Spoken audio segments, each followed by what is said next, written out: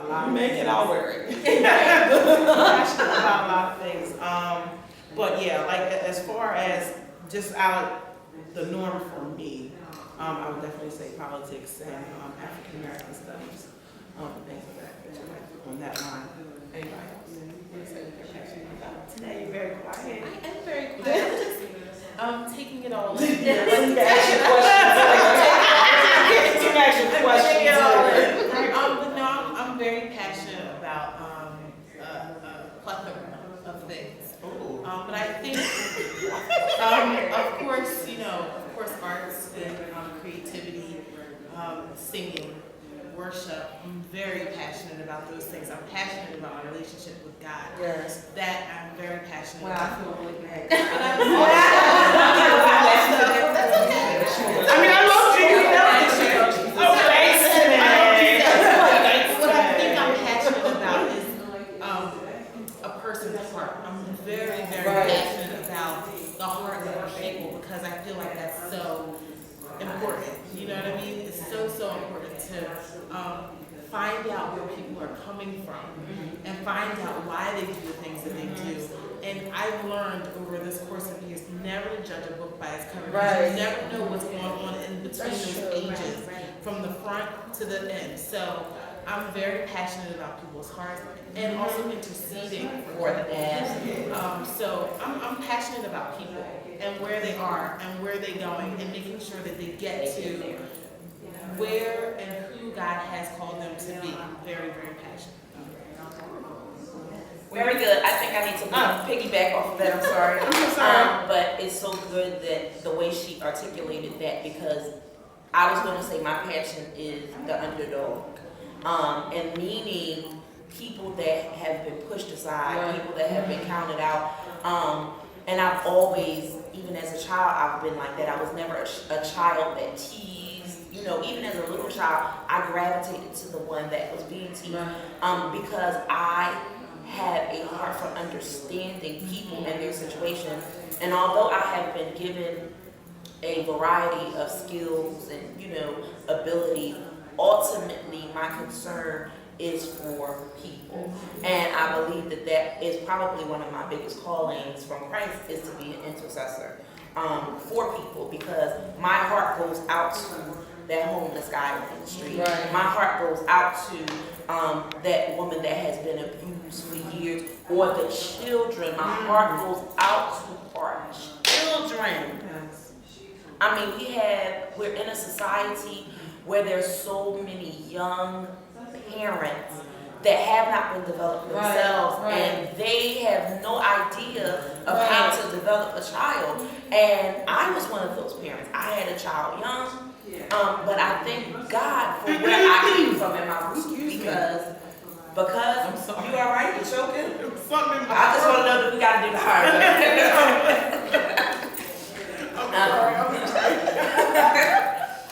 But anyway, I came from a strong foundation. Thank goodness. I had support. I had, I came from a great lineage. However, there's so many people that are hopeless, unfortunately, what we call hopeless. It seems hopeless. They're in a hopeless situation, and these poor children don't have a hope. And my heart goes out for them. My heart cries, literally. My heart cries for them, because it's like, oh my God, they have no clue. So that's one of my biggest passions, and I've been seeking to know how I can be more of a help. I'm sorry, I seemed a little bit distracted. I just wanted to say, you gotta break it down just a little bit, because we can hear you over here on the camera. That's okay. All right, that's why I kept looking that way. I know the people are like, what is wrong with her? I just wanted to let them know. But Tina, you're next, because we're going to go. Oh, you're not going to do it? I didn't pick up a piece of paper. Pick it, girl, pick it. Not a question, a piece of paper. Piece of paper. Pick your Look at you. What is your age? Oh, Lord. Which one today? Sometimes. I am in my 30s. Amen. Oh! I'm so rich. Blackberry. I feel so horrible. Why do you feel horrible about that? Because I'm old. God bless you to be on this earth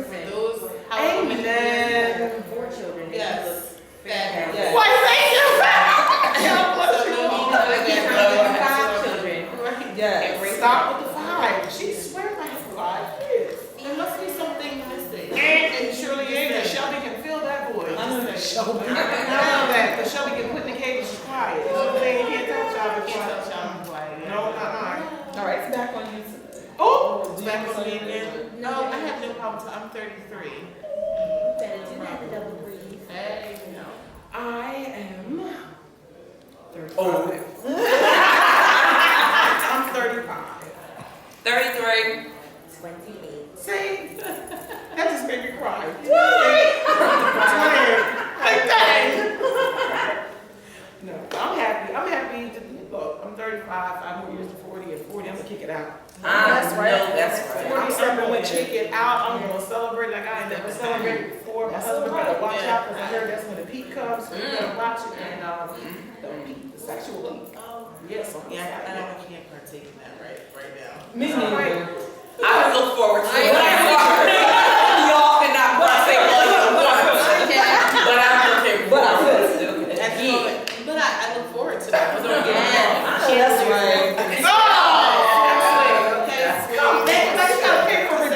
You just have to be grateful to God for all of His many blessings.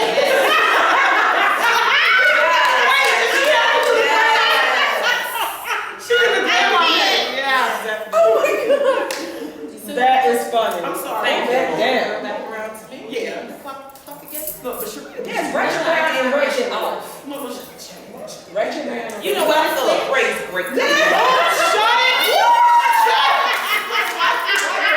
I think you said my grandma. We can add what I could do a sexy.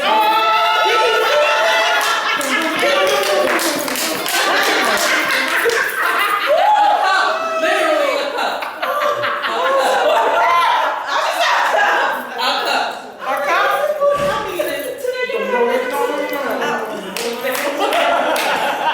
Okay, how do you know each other? All right. Well, I know these fabulous ladies from Victory and Christ Christian Center, located in Newark, New Jersey. Pastors John and Aisha Edmondson. Wait. They're gonna watch the video like, I don't know. That's all right. That's all right. That's how I know these ladies. The three. And Fatima is our sister from another sister. Okay? So this is how we know each other. This is a very good friend. Fatima is a very good friend, best friend of Kia. So that's how we know Fatima. But we're all connected through Victory. And then we become sisters in Christ. Yes. Yeah. So I've known Fatima since 11th grade. Fatima was crazy then. And Fatima. Y'all pray for me. Just keep me in prayer. I'll tell you, I never forget. I was in, what class was the science one, man? I ain't never had no science class with you. Biology. Algebra. I think we had a history class together. Okay. Whatever class it was. I don't know what it was. I was talking to somebody about this guy that I had saw when I first started coming to Canada High. Yeah, that was definitely history. And he was in the marching band. And I seen him one day at the school. I was like, God dang, who was that? And so I went to the class and I was like, yeah, I was talking to somebody else. Mind my business. Right. And I was like, I don't know who this guy is. He's dark and real tall. And he plays the tuba. So you know you can say, you know, he can't say he played the flute. Tuba is very noticeable. So you can't say, you know, whatever. But she was like, oh, I know him. His inside. I can hook you up, girl. You want to? And I was like, well, who? What? And ever since then. And I walked right up to him. Excuse me, my friend. This is my friend. She wanted to talk to you. No, she didn't. So ever since then, we've been best friends. I think out of all the people that we were, I say, click or hung out with, we've been the closest. We've stayed the closest out of all of those ladies. Not saying hey, not saying I don't like you. We love you. But we've been the closest. So, and Jesse, like Tanae said, we all go to church together.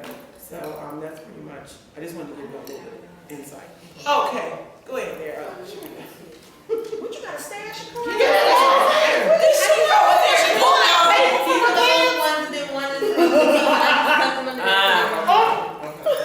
She said, She got to be like Wendy Williams in Chicago. You know, hit me with my thigh. How will this show impact the world? Well, I think there's many opportunities for that because we have such dynamic personalities on the show, and we have so many different perspectives and opinions, and just from having people who are compassionate about other people. I think our testimonies will reach people. I think the ministries that we have that God has placed us in, I think that will reach people. I think our walk will reach people. I think that just the different topics that we're going to bring to the table will reach people. And I just thank God for Him giving Kia the vision to even come up with such a phenomenal